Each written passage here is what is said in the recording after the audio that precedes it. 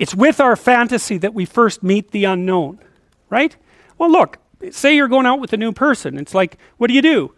You project a fantasy on them. And then you fall in love with the fantasy. And aren't you stupid? Because you're going to find out that the match between your damn fantasy and the actual person is tenuous at best. And so Jung would call that a projection of either the anima or the animus. You know, the anima is what a man projects onto a woman he finds desirable. It's like, oh, she's the perfect woman. It's like, well, how do you know that? You've like seen her for 4 seconds, you know, but it grips you. And the same thing happens in the opposite direction. And it's an action of instinct, you know. It's like you fall in love with the image.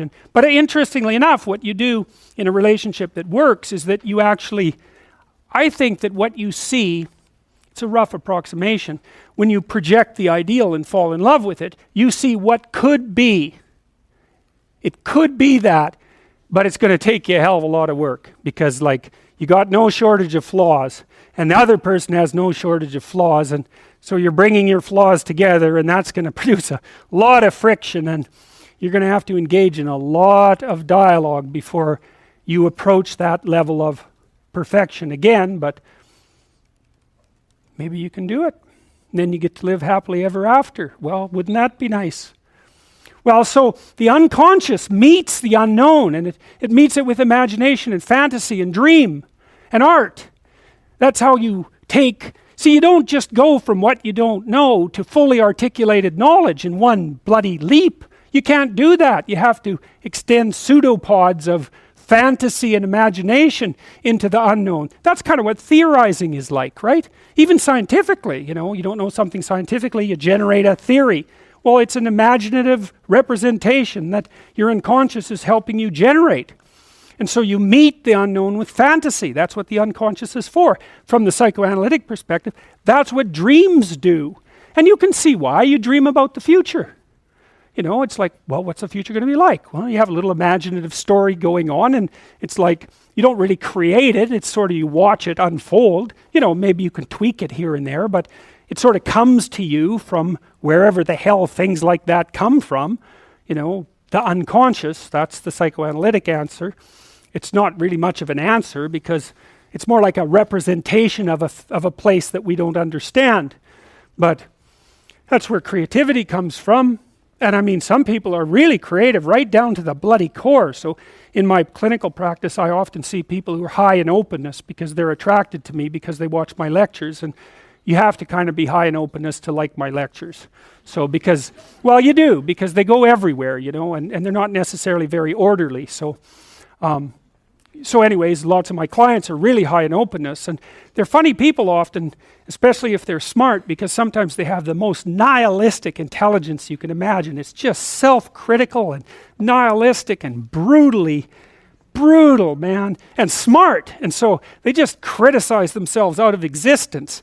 And so often I have to just try to get them to quit listening to their chattering self-critical rationality and go out and create something, you know, with their massive creativity. And as long as they're doing that, they're engaged in the world and happy as hell. But as soon as that self-critical rationality comes in and shuts down the creativity, they're just like walking corpses, you know.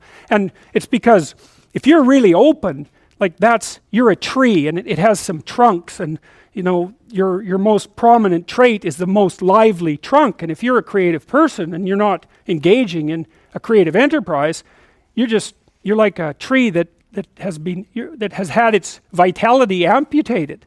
And so this is not trivial. This is deeply, deeply, deeply rooted in your biology. And those are people often who have like dream lives you just can't believe. I have one client, he has like 4 spectacular dreams a week, and most of the time we just spend discussing them. And I had another client who could be lucid in her dreams, which is more common among women. She could ask the damn characters what they represented, and they would tell her. It was like, okay, that was pretty weird. And like a lot of the things they told her were really helpful, and they were not things that she wanted to hear. She basically, one of them told her if she was going to live, she'd have to go visit a slaughterhouse. And the reason for that was because she was raised as a little princess and protected from horrible Mother Nature, until she hit puberty, in which time she turned into an evil villain, because that's how the family worked. Perfect child, evil teenager, overnight. And then, well, that was hard on her, and she wasn't prepared because she thought the world was princess world, and, you know, she couldn't go through a butcher store without having a fit. And no wonder, you know, it's no wonder, but you do it. But she couldn't, so we used to go to butcher stores, and that would make her cry, and that she was a vegetarian, that would make her cry, and, you know, bemoan the cruelty of the world. And it's like, yeah, fair enough, man, those are...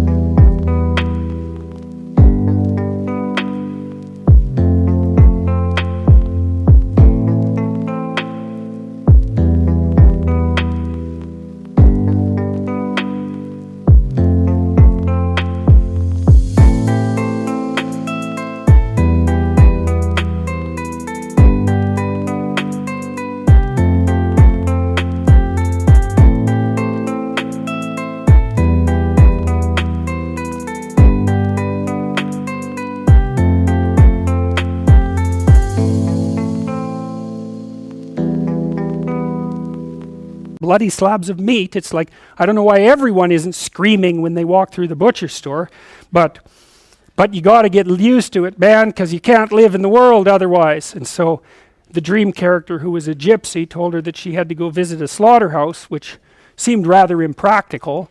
And so I asked her if she could think of anything else to do, and she thought, well, why don't we go visit a funeral home and watch an embalming? And I thought, oh, good. That sounds like a fun way to spend a day. And so I phoned up a funeral parlor.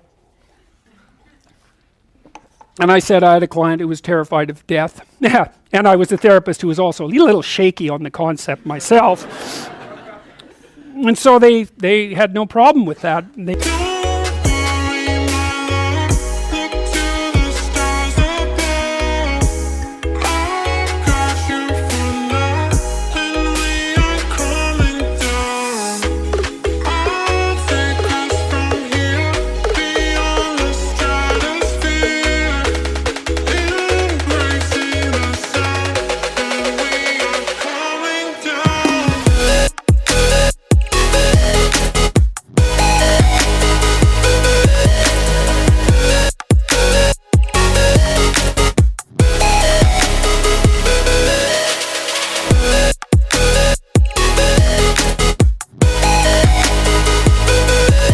Deal with death all the time, which is really something to think about, right? A human being can actually have an occupation where they do nothing but deal with death, and they don't go stark raving mad. It's like, what the hell's up with that? It's like working in a palliative care ward where your clients that you know have a relationship, all they're going to do is die this week, next week, the week after. People do that. It's like, those people are tough, man. They're tough. So anyways, we went and watched this embalming, which was, I have a rather high level of disgust sensitivity, so it was a little on the rough side for me. But she sat there, and first while she was not, we were outside this little room, she was not looking at that, man, no way. Then she'd kind of go like this, and you know that. Tell me now, if you want to get out of my life, but tonight.